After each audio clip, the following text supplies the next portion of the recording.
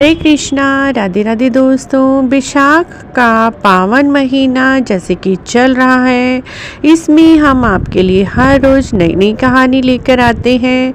आज वैशाख मास की सबसे प्रसिद्ध हर रोज़ सुनी जाने वाली राम लक्ष्मण जी की कहानी हम आपके लिए लेकर आए हैं।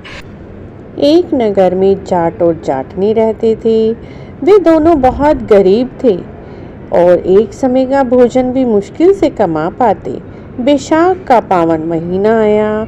जाटनी थोड़ी समझदार थी।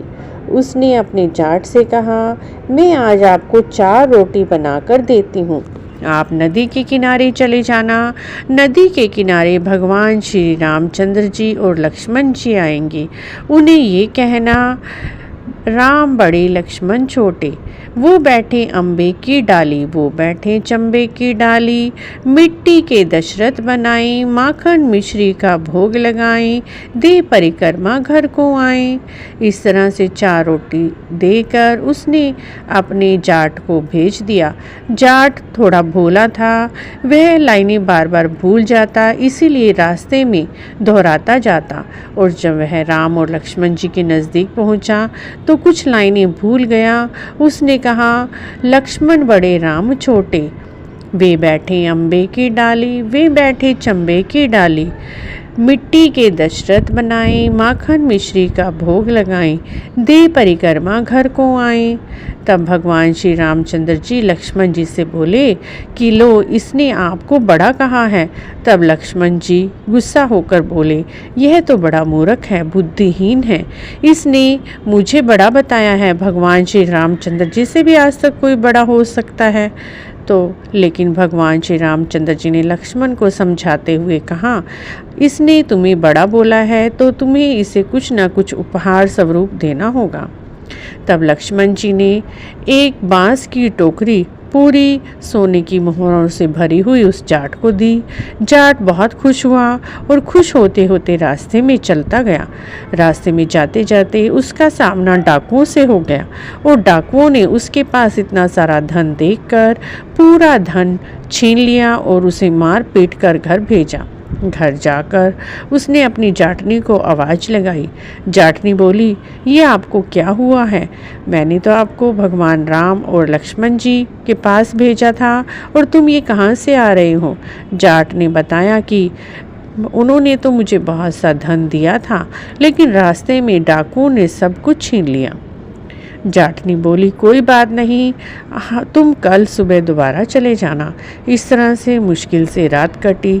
सुबह जाटनी ने फिर दोबारा से 4 रोटियां सेकी और एक पोटली में बांधकर अपने पति को दे दिया और दोबारा से उसे समझाया और जाकर राम जी और लक्ष्मण जी को कहना, राम बड़े लक्ष्मण छोटे, वो बैठे अम्बे की डाली, वो बैठे चंबे की डाली। माटी के दशरथ बनाए, माखन मिश्री का भोग लगाएं, दे परिक्रमा घर को आए। इस तरह से जाट को समझा कर दोबारा भेजा। जाट फिर सारे रास्ते दोहराता गया और जाते जाते फिर से वह लाइनें भूल गया। जाट फिर दोबारा से भगवान राम और लक्ष्मण जी के पास पहुंचा और दोबारा से वही लाइनें उल्टी करके बोली, लक्ष्मण बड़े राम छोटे, वे बैठे अम्बे की डाली, वे बैठे चंबे की डाली। माटी के दशरथ बनाए, माखन मिश्री का भोग लगाए, दे परिक्रमा घर को आए। भगवान राम जी बोले, आज फिर इसने आपको ही बड़ा बोला है तो आप ही इन्हें कुछ उपहार स्वरूप दें। लक्ष्मण जी को बहुत गुस्सा आया। बोले, यह तो बड़ा ही मूर्ख है, हमेशा मुझे आपसे बड़ा बोलता है, क्या कभी राम जी से भी कोई बड़ा हुआ है? और उन्होंने भगवान जी के कहने पर उसे एक सोने की ईंट दी। उसी तरह से जाट ईंट को लेकर खुश होता हुआ रास्ते में जा रहा था। उसे दोबारा से उन डाकुओं का सामना करना पड़ा और उन डाकुओं ने दोबारा से उससे सारा धन, वह ईंट छीन ली और उसे घर भेज दिया। घर आकर उसने अपनी पत्नी को कहा, आज भी मुझे डाकुओं ने लूट लिया। पत्नी बोली, कोई बात नहीं, अब तुम सुबह दोबारा जाना। पत्नी ने बोला, आपने वहाँ जाकर क्या बोला था? तब जाट ने बताया, मैंने बोला था, लक्ष्मण बड़े राम छोटे। पत्नी बोली, यह इसी कारण हो रहा है, अगली सुबह यह तुम जाओगे तब राम जी को बड़ा कहना और लक्ष्मण जी को छोटा कहना, तभी तुम्हें सारा फल मिलेगा। तब सारे रास्ते जाट दोबारा से तीसरी बार चला और दोबारा से यही लाइनें दोहराता हुआ गया। इस बार उसने सही लाइनें बोली। श्री राम बड़े लक्ष्मण छोटे, वे बैठे अम्बे की डाली, वे बैठे चंबे की डाली, माटी के दशरथ बनाई, माखन मिश्री का भोग लगाएं, दे परिक्रमा घर को आए। अब लक्ष्मण जी बहुत खुश हुए। अब राम जी ने उसे उपहार स्वरूप नदी के किनारे की मिट्टी उठाकर दे दी। अब उस मिट्टी को लेकर जाट अपने घर को चला। रास्ते में वही डाकू मिले, लेकिन आज उसके हाथ में मिट्टी को देखकर उन्होंने उसे कुछ ना कहा और छोड़ दिया। अब जाट अपने घर को चला और अपने हाथ में मिट्टी ली हुई थी वह अपनी पत्नी को देते हुए बोला कि आज तो राम जी को बड़ा कहने पर मिट्टी ही मिली है। तब उसकी पत्नी बोली, चलो रोज तो खाली हाथ आते थे, कम से कम आज कुछ लेकर तो आए हो। यह मिट्टी चूल्हा लीपने के और आंगन लीपने के काम ही आ जाएगी। और उसकी पत्नी ने उस मिट्टी से चूल्हा लीपा, आंगन लीपा और बची हुई मिट्टी को तुलसी जी के पौधे के पास रख दिया और रात को दोनों सो गए। सुबह उठ के देखते हैं सारा घर हीरे मोतियों से जगमगा रहा है।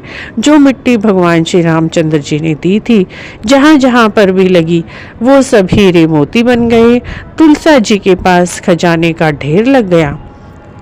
तो इस तरह से बैसाख में भगवान श्री रामचंद्र जी और लक्ष्मण जी की कहानी सुनने मात्र से सभी के अन्न धन के भंडार ऐसे ही भर जाते हैं जैसे उन जाट और जाटनी के भरे।